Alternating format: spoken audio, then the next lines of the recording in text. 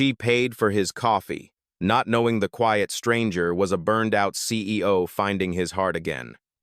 Hello everyone, before we begin today's video, I need your help. We have noticed that the channel is losing traction, and subscribing is one of the best ways you can help us. It is quick, free, and allows us to continue bringing you great stories every week. Your support means everything. Let us keep this channel growing together. Where are you watching from? Drop your city or country in the comments below. Thank you very much. Now, let us get back to our main character. One small coffee, and a life quietly turns back from the edge. But whose heart needed saving more, hers or his? The morning rain drifted through the glass walls of a small cafe in downtown Portland. The scent of roasted beans hung in the air, mingling with the soft hum of jazz playing from an old speaker. At the counter, a man stood still, broad shoulders beneath a worn gray jacket, eyes hollow from sleepless nights. "Sir, your card was declined," the barista said gently. The man exhaled, his fingers tightening around the wallet that held too many receipts and not enough hope. Before he could speak, a voice came from behind him, bright, calm, and sure. "Add his to mine," she said. He turned. A woman about 30, in a faded green coat and a messy ponytail, smiled at him with a kindness that felt almost unreal. Her name, though he did not know it yet, was Claire Benson, a nurse's aide who had recently left the hospital after her own burnout. "It is just coffee," she added, handing the cashier a few bills. "We all have those days." He wanted to protest, but something in her voice, steady, warm, silenced him. He only managed a quiet, "Thank you." When the barista handed him the paper cup, he noticed a small doodle on the sleeve, a little heart inside a steaming mug, and underneath it, a handwritten note, "Have a gentle day." He watched her leave, her hair catching a streak of gray morning light as the doorbell chimed. For the first time in months, someone had looked at him like a person, not a position, not a failure. The man's name was Lucas Hale. To the world, he was the founder and CEO of Hale Dynamics, a technology company once valued in the billions. But the world did not know the rest, that he had walked away 3 months ago after a breakdown that doctors called severe exhaustion and his board called weakness. Lucas sat by the window, the cup warming his hands. Rain traced tiny rivers down the glass as he read the words again. "Have a gentle day." The phrase felt like a foreign language to a man who had forgotten gentleness. Outside, Claire hurried down the sidewalk, pulling her hood tighter against the drizzle. To her, it had been a small gesture helping a stranger buy a cup of coffee. But behind her, a man sat with a heart slowly remembering how to beat for something other than profit. Lucas lifted the cup and took a slow sip. The warmth spread through his chest, deeper than caffeine could reach. He looked toward the street where she had disappeared and whispered, almost to himself, "Maybe kindness still exists." He folded the coffee sleeve and slipped it carefully into his wallet. The sound of the rain softened, as if the city itself was exhaling. For the first time in a long while, Lucas Hale felt the faint pulse of something he thought he had lost forever, hope. And somewhere down that same rainy street, Claire smiled to herself without knowing why. The rain eased into a soft drizzle as morning gave way to pale light. Claire Benson sat by the window of her small apartment above a laundromat in southeast Portland. The hum of dryers below mixed with the sound of distant traffic, a rhythm that filled the quiet she had grown used to. On the table beside her lay her old hospital badge, turned face down. She had promised herself she would not pick it up again. For nearly 7 years, Claire had worked as a nurse's aide at St. Anne's Medical Center. She had loved her patients, the night shifts, even the small victories, an elderly man finally walking again, a child breathing easier after a long night. But kindness, when given endlessly, can hollow a person out. After her mother's death last winter, the long hours and constant emergencies finally broke something inside her. She walked out one evening after 12 hours on her feet and never went back. Now her days were slower, quieter, but uncertain. She took freelance sketching jobs, selling small portraits online, hoping to turn her art into a living. Each morning she brewed coffee on a tiny stove and told herself, one small kindness a day. It was her rule for staying human, a promise she whispered when life felt too heavy. That morning at the cafe, when she paid for a stranger's coffee, it had not felt like much, just a human moment, in a city that often forgot how to look people in the eye. She had not noticed the faint tremor in his hands, or how his eyes had looked almost lost. She only remembered the quiet thank you that carried more weight than she expected. As she sketched later that afternoon, her mind kept drifting back to that encounter. She drew a rough outline of the man's face, the slope of his shoulders, the cup between his palms. Then she smiled, realizing she had drawn the steam rising in the shape of a heart. She tucked the page into her notebook and told herself it was silly to think about a stranger, but part of her wondered if that cup of coffee had mattered more than she knew. The apartment door creaked as she walked to the small balcony. Portland's skyline shimmered in the after-rain haze. A bus hissed to a stop below, people hurrying through puddles, each lost in their own stories. Claire leaned against the railing, letting the cool air brush against her face. The city was full of invisible struggles, people like her, trying to start over. She checked her phone. No messages from the art fair coordinator yet, but her sketches had been approved for next week's community event. It would be her first time showing her work in public, a step she had been too afraid to take before. She whispered to herself, maybe this is where things begin to make sense again. Inside, her apartment smelled faintly of soap and instant coffee. She picked up her pencil and began sketching again, this time a coffee sleeve with a handwritten note, "Have a gentle day." She smiled softly. It was strange how the smallest act could echo through your mind like a song you could not forget. Outside, a ray of sunlight slipped through the clouds, falling across her drawing. Claire closed her eyes and let herself believe that maybe, somewhere in the same city, that stranger was also having a gentler day. She did not know his name. She did not know that he was a man who had once been too powerful to notice kindness and too broken to ask for it. But their stories had already begun to cross, quietly, under the same gray sky. Across town, the man Claire had helped was sitting alone in a quiet co-working space on the edge of downtown Portland. Lucas Hale had been there since sunrise, staring at a blank document on his laptop screen. The room smelled of strong coffee and printer ink. Outside, the streets shimmered with puddles from the early morning rain. He had once ruled this city's skyline. The name Hale Dynamics still glowed from the glass tower that bore his initials, even though he had not stepped inside for 3 months. Every day, his assistant still sent him reports he never opened. Every week, the board of directors called and left messages he ignored. To them, he was a founder on leave. To himself, he was a man who had forgotten why he had ever started. He rubbed his temples and closed the laptop. The silence inside the workspace felt heavier than the sound of chaos he used to command. In his office, 10 people could not make a decision without his approval. Every minute had been a meeting, a pitch, a deal. But at some point, success had turned into noise, and noise into exhaustion. The morning he collapsed in his office, his heart had raced faster than his mind could keep up.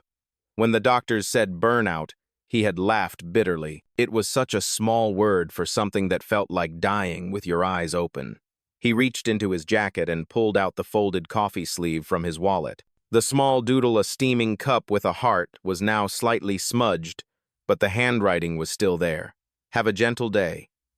He read it again and again, as if it could teach him something he had long forgotten. He did not even know her name. He only remembered the softness in her voice and the way she looked at him like he was not invisible. People had been polite to him before out of fear, out of duty, out of business, but not like that. That was kindness without an agenda. For the first time in months, Lucas wondered if that small moment was a message meant to find him. He left the co-working space and walked toward the waterfront. The air smelled of wet pine and diesel from passing boats. As he reached the railing, the wind lifted his hair, and he felt something simple stillness. He closed his eyes and whispered, "When was the last time I felt this alive?" A jogger passed behind him, and the world carried on. But Lucas stayed there, letting the cold air sting his face. It felt good to feel something, even pain. Later that afternoon, he walked into a small bookstore cafe, the kind with uneven shelves and handwritten labels. He ordered another black coffee and sat by the window. Around him, life was ordinary students typing, a couple whispering, a kid laughing with his mom. He envied them, their simple reasons for being there. When he looked down, he noticed a poster on the community board near the counter, "Mindful Sketching. Workshop, Saturday, hosted by Claire Benson." The handwriting on the poster stopped him. It was the same curved lettering as the note on the coffee sleeve. His pulse quickened. Could it be her, the woman from that morning? He took out his phone and opened the registration link printed on the poster. Without hesitating, he signed up under a name he had not used since college, Eli Grant. It felt safer to show up as anyone but Lucas Hale. As he hit confirm, he caught his reflection in the window. The man staring back looked tired but lighter, as if curiosity had replaced the dull weight he had carried for months. Lucas sipped his coffee slowly. He did not know what he was looking for: apology, connection, or just proof that kindness still existed. But something in him whispered that this small decision might matter. He folded the sleeve again and tucked it back into his wallet. For the first time in a long time, he had somewhere to be on Saturday. Saturday came wrapped in soft sunlight and the smell of wet streets. The Community Art Center sat on a quiet corner of Belmont Avenue, its brick walls painted with colorful murals of hands and flowers. Inside, folding tables were covered with sketchbooks, pencils, and small cups of coffee. Claire Benson stood at the front of the room, arranging supplies with a calm, focused energy. It was her first workshop, and her heart beat faster than she wanted to admit. She looked at the small group that had already arrived: 7 people, a mix of college students, retirees, and one quiet man sitting near the back in a navy hoodie. He had come early, before the others, and chosen a seat by the window. When she glanced his way, he offered a polite nod but said nothing. There was something about his stillness that caught her attention, though she could not place why. "Good morning, everyone," Claire began, her voice warm but a little nervous. "Thank you for joining this mindful sketching session. Today is not about perfection. It is about slowing down. We draw not to impress, but to breathe." The group smiled, and pencils began to move. Claire walked between tables, encouraging them to notice the texture of paper, the weight of each line. When she reached the man by the window, he was staring at the page, unmoving. "Do not worry about getting it right," she said softly. "Just draw what you feel." He looked up, meeting her eyes for the first time. They were calm but distant, the kind of eyes that had seen too much noise. "I have not drawn since I was a kid," he said quietly. "Then today is a good day to start again," she replied. He smiled faintly, and something in his expression softened. "Thank you, Miss Benson." She blinked in surprise. "You read the poster?" "Yes," he said. "I like the way you wrote mindful. It sounded honest." Her cheeks warmed. She nodded and moved to help another student, but her thoughts stayed with him. His voice was gentle, his tone thoughtful, but there was a weight behind it, as if he carried stories he did not plan to share. By the end of the session, the room was filled with quiet laughter and the rustle of papers. The man by the window had drawn a single image, a coffee cup with rising steam, shaded carefully in charcoal. Underneath it, one line of writing: "Be gentle with yourself." When the class ended, Claire gathered the sketches and thanked everyone for coming. As she cleaned up, she realized the man was still there, standing near the door with his sketch in hand. "Would you mind if I kept this?" she asked, pointing to his drawing. "We usually hang a few of the pieces for next week's group." He hesitated, then handed it to her. "Only if you promise not to laugh at my handwriting." "I never laugh at sincerity," she said, smiling. "Thank you for joining us, mister." He paused a second too long. "Grant," he said finally. "Eli Grant. Nice to meet you, Eli." He nodded once, slipped his hands into his jacket pockets, and stepped out into the soft afternoon light. Claire watched him go, not knowing that the name he had given her was only half true. Outside, Lucas Hale walked down the street toward the waterfront, the city's hum wrapping around him like an old melody. The sun reflected on puddles, scattering bits of gold across the pavement. For the first time in months, his steps felt steady. He thought about her words, "We draw to breathe," and realized he had been holding his breath for years. Something about the way she spoke made him believe that stillness did not have to mean emptiness. As he turned the corner, he looked back once through the art center's glass door. Claire was hanging the drawings on a bulletin board, her hair catching the light like a quiet flame. Lucas smiled to himself. Maybe it was chance, or maybe, he thought, kindness has a way of finding its way back.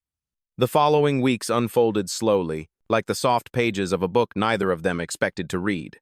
Lucas, still using the name Eli, began attending Claire's workshop every Saturday. He arrived early each time, carrying the same calm silence and a cup of black coffee that always seemed to match hers. What began as polite small talk grew into real conversations. They spoke about art, about the city, about the strange ways people find healing in quiet things. He listened more than he spoke, but when he did, his words were thoughtful, precise, as if he weighed every syllable before releasing it.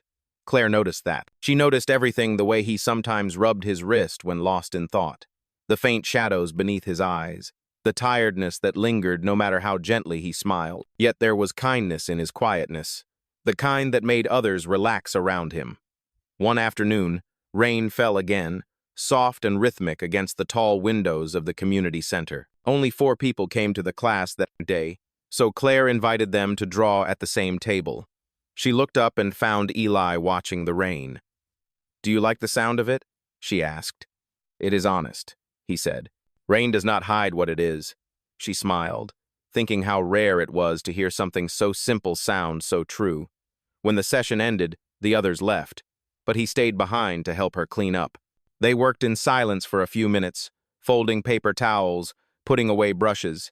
Then he said, "You seem to believe in people." "I have to," she replied, stacking sketchbooks. "When you work in a hospital, you either believe in people or you break." He looked at her carefully. "Were you a nurse?" She nodded. "For a long time. I loved it until I could not anymore. I guess I burned out." The words slipped out before she could stop them. He froze for a second. The word burnout hit too close. "I know what that feels like," he said quietly. She glanced at him, surprised. "You, Doe?" He nodded once, not elaborating. She did not press. Some silences are meant to be respected. A week later, she invited him to volunteer with her at a local health fair. She needed help setting up a small art booth for kids and families. To her surprise, he agreed. Saturday morning came with sunshine and the scent of blooming cherry trees. The fair buzzed with laughter and music. Lucas followed her lead, setting up tables, hanging drawings, greeting people. Children came to draw, parents stopped to chat, and for the first time in months, he felt part of something without anyone expecting anything from him. At one point, a small boy accidentally spilled paint on his sleeve. The child gasped, eyes wide. Lucas laughed softly, kneeling down. "It is just color," he said. "Sometimes accidents make the best art." The boy grinned, and Claire caught the moment, smiling from across the booth. Later, as the crowd thinned, she handed him a sandwich and a paper cup of lemonade. They sat on the curb beneath a blooming tree. The air smelled of wet grass and sugar. "You are good with people," she said. "I forgot how to be," he admitted. "You reminded me." Her chest tightened slightly. "Maybe we are both remembering," she whispered. They sat there for a long moment, not needing to fill the silence. The breeze carried the laughter of children and the faint strumming of a street musician nearby. Lucas looked at her, really looked, and realized that he had stopped feeling tired. That night, when he returned to his apartment, he found the folded coffee sleeve in his wallet again. He unfolded it, tracing the small drawing she had made weeks ago. He placed it next to a new one, his sketch from her class, the words she had taught him to write beneath it. "Be gentle with yourself." For the first time in years, he believed it. And though he did not know what their connection would become, he knew one thing for certain: her kindness had begun to heal, something he thought was beyond repair. The evening of the gala arrived, dressed in gold and glass. The downtown convention hall shimmered with lights as hundreds of guests filed inside, their laughter echoing through the marble foyer. It was the annual Mind Forward charity event for mental health in the tech industry. Claire Benson had been invited to showcase her artwork sketches of recovery, compassion, and the quiet strength she had learned to see in others. She arrived early, carrying a folder of drawings and a heart full of nerves. It was her first major exhibition, and she wanted to honor what the event stood for. The theme this year was Healing from Within. She set up her small corner booth, arranging the framed sketches in a soft curve under a sign that read, "The Art of Stillness." Across the hall, journalists gathered near the stage, waiting for the keynote speaker, a mystery guest, whose name had not been released until that morning. Claire barely noticed, proud forming. She was too busy double-checking her labels and wiping invisible dust from the glass. Then, a familiar voice came from behind her. You really believe in healing, do you not? She turned and froze. It was him, Eli Grant, or at least the man she thought she knew as Eli. He looked different tonight. The same quiet eyes, but now framed by a tailored black suit. His posture carried a calm authority, one that did not belong to an ordinary volunteer. Eli? She asked, half smiling. You clean up well. He smiled faintly, his hands tucked into his pockets. I wanted to see your work before the program starts. Are you here for the gala? She asked. Something like that, he said softly. You are the reason I am here at all. Before Claire could reply, the lights dimmed, and the host's voice filled the hall. Ladies and gentlemen, please welcome our keynote speaker for this evening, Mr. Lucas Hale, founder and CEO of Hale Dynamics. The words hit her like cold water. The audience erupted into applause as Lucas stepped toward the stage, every camera flashing at once. Claire stood motionless, her heart pounding. Lucas Hale. The name echoed in her head. Not Eli, not the quiet stranger from the art class. He walked across the stage, calm and composed, though a trace of hesitation flickered in his eyes when they met hers through the crowd. His voice, steady and deep, carried through the speakers. 3 months ago, he began, I thought success meant never stopping. I thought exhaustion was just part of the game. Then I burned out so completely that I could no longer tell if I was living or only surviving. Healing began for me the day someone showed me kindness without even knowing who I was. She bought me a cup of coffee when my card failed. She reminded me that gentleness still exists. Murmurs rippled through the audience. Claire's eyes widened as he continued. She does not know I am speaking about her tonight. But that moment changed me. It made me realize that leadership means nothing without empathy. He ended his speech to a standing ovation, but all Claire could hear was the sound of her own heartbeat. When the lights came up, he stepped down from the stage and moved toward her. Claire, he said quietly, I wanted to tell you sooner. Her voice trembled. You lied to me all this time. I never meant to, he said. I just wanted to remember what life felt like before the noise, before everything became a transaction. Then why not trust me with the truth? She asked. Because I was afraid, he admitted. Afraid that once you knew who I was, the way you looked at me would change. For a long moment, neither spoke. The music from the ballroom drifted around them, soft, distant, beautiful in a way that hurt. Claire stepped back, her eyes full of confusion and disappointment. I do not know what to believe anymore, she whispered. Everything we shared feels like a story written by someone else. He reached out, but she turned away before he could say another word. The lights of the gala shimmered on the glass walls as she walked out into the night, her reflection blending with the city beyond. Lucas stood alone amid the celebration, the applause fading into silence. He looked down at the folded coffee sleeve in his hand, the same one she had given him that morning in the cafe, and realized that for all his wealth and influence, this was the first time he truly felt powerless. He whispered to himself, I only wanted to be real. But the city outside did not answer. The deepest secrets are about to change everything. Subscribe now to catch the dramatic twist that is coming in the next chapter. Rain returned that night, soft but relentless, sweeping through the empty streets like an echo of the applause still fading from the gala. Claire walked quickly, her heels tapping against the wet pavement, her mind spinning faster than her steps. The image of Lucas standing on that stage, calm, confident, and surrounded by flashing cameras would not leave her. Every word he said replayed in her head, but the part that hurt most was the silence he had kept. By the time she reached her apartment, the city lights blurred into streaks through her tears. She dropped her keys on the counter and sank to the floor, her breath shaking. He had told the world about her kindness before he had told her the truth. She felt exposed, betrayed, and small. Across town, Lucas sat alone in his penthouse overlooking the Willamette River. The skyline glowed beneath a thin veil of rain, but he could not see any beauty in it. The coffee sleeve lay on the table beside a half-empty glass of water. He replayed their last conversation in his mind, the way her voice broke when she said, Everything we shared feels like a story written by someone else. He had built companies, survived boardroom wars, and faced investors who wanted to destroy him, yet nothing felt as heavy as her disappointment. For the first time, he understood what failure truly was, not losing money, but losing trust. Days passed without a message. Claire ignored every call and every email he sent. She tried to lose herself in her art, but every sketch seemed to circle back to him. The quiet man by the window, the laugh they shared at the fair, the look in his eyes when he told her he was afraid. Her friend from the art center noticed her silence and asked, "Are you sure it is over?" Claire hesitated before answering. "I do not know. I just do not want to be another chapter in someone's redemption story." Meanwhile, Lucas attended meeting after meeting, but nothing reached him. His assistant asked about the next project, the next deal, but he barely listened. Every time he opened his laptop, the screen reflected her face instead of spreadsheets. He finally closed it and whispered, "I would give it all back just to start again." One evening, he drove past the community center. The lights were off, the mural on the wall glistening with rain. He sat there in his car, gripping the steering wheel. He wanted to walk in, to say something, anything, but he knew words were not enough anymore. Sometimes, redemption requires more than apology. It requires action. Lucas looked out at the rain-soaked street and made a decision.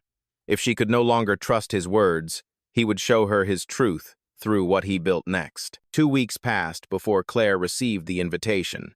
It arrived in a plain white envelope, her name written in familiar handwriting. Inside was a small card that read, "The Healing Room Exhibit, Opening Night. Your presence matters more than you know." There was no signature, but she recognized the steady strokes of the pen.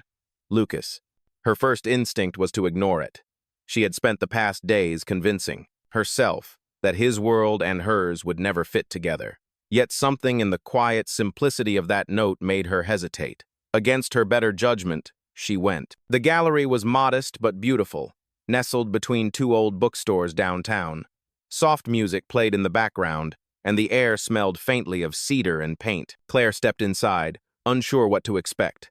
Then she stopped, frozen. Every wall around her was filled with her own art sketches she had drawn for the community classes, the portraits she had given away, even the small doodles she had left behind on tables and scrap paper. Each piece had been restored, framed, and displayed with a small plaque that read, "Courtesy of the Hale Foundation." At the center of the room stood a single piece under a spotlight. It was not hers. It was his. A charcoal drawing of a coffee cup with steam rising in the shape of a heart. Beneath it, written in neat handwriting, were the words she had once written on that. "Sleeve, have a gentle day." Her breath caught. People moved quietly around her, admiring the art, unaware of the history on the walls. And then she saw him. Lucas stood near the back, not in a suit this time, but in a simple shirt and rolled sleeves. No cameras, no crowd, just him real, present, waiting. He approached slowly, stopping a few steps away. "I did not create this for forgiveness," he said softly. "I created it because you reminded me that healing only means something if we pass it on." Claire's eyes shimmered as she looked around. "You did all this for the community?" He nodded. "For you. For everyone who has ever forgotten that gentleness is power." For a long moment, the noise of the room faded, leaving only their breaths between them. She looked at the drawing again, the one he had made, and whispered, "You kept the sleeve." "I kept everything," he said. "It was the one thing that reminded me who I wanted to be." She felt tears, rising. But this time they did not sting. They felt clean, like rain after a long drought. "You did not have to do this," she said. "I did," he replied. "Because the truth is, you never needed my world to change yours. But I needed you to remind me what it means to be human." Claire took a step closer. "You found your way back," she said quietly. He shook his head. "You showed me the way." The crowd applauded softly as someone announced the start of the charity auction. But for Lucas and Claire, the sound was distant. Between them stood the memory of a cup of coffee, now transformed into something that neither wealth nor fame could buy, trust rebuilt through kindness. Outside the gallery, the city lights shimmered in the reflection of rain. Claire glanced at him and said, "Maybe it is time we both stop running." He smiled gently. "Only if we can walk forward together." She nodded, and for the first time since that morning in the cafe, their hearts felt the same rhythm, steady, hopeful, and alive. The sun rose gently over Portland the next morning, washing the city in gold. The rain had finally stopped, leaving the streets glistening like glass. Inside a small rooftop cafe overlooking the river, Claire sat by the window, her sketchbook open beside a warm cup of coffee.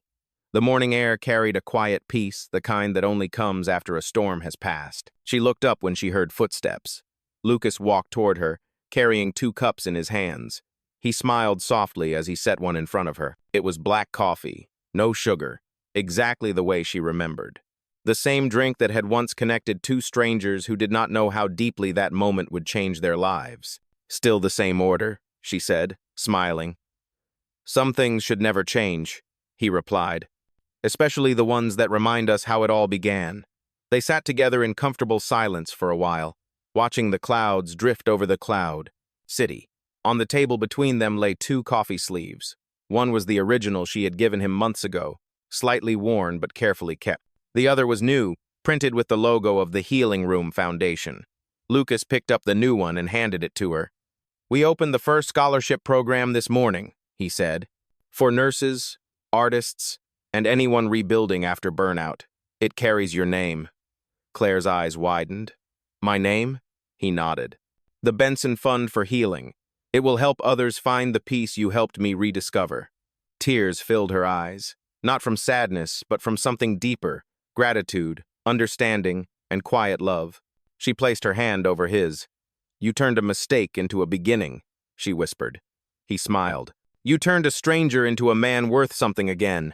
Outside, a light breeze brushed across the rooftop, carrying the scent of coffee and river air. The city below buzzed with life, unaware that somewhere, above it, 2 people had finally found their way home, not to a place, but to each other. Claire reached for her sketchbook and began to draw. This time, she drew both of their coffee cups side by side, steam rising and intertwining like threads of light. She signed the page quietly, then looked at him. "What should I call this one?" she asked. He thought for a moment, then said, "Call it Second Chances." They laughed softly, and for a moment, time seemed to stand still. Lucas leaned back, his gaze tender. "I spent years chasing perfection," he said. "But the only thing that ever felt real was the day you paid for my coffee." She looked at him, her voice barely above a whisper. Sometimes love starts with something that small. As the camera of life seemed to pull away, their laughter faded into the hum of the city. The skyline shimmered, the river reflected the morning sun, and 2 cups of coffee sat side by side, symbols of healing, forgiveness, and a plapped love that had learned how to breathe again. Then day that had 2012. Thank you for joining us for this cinematic adventure. If you want more untold or real stories of billionaire love and redemption, please subscribe and choose your next true heart journey on your screen now.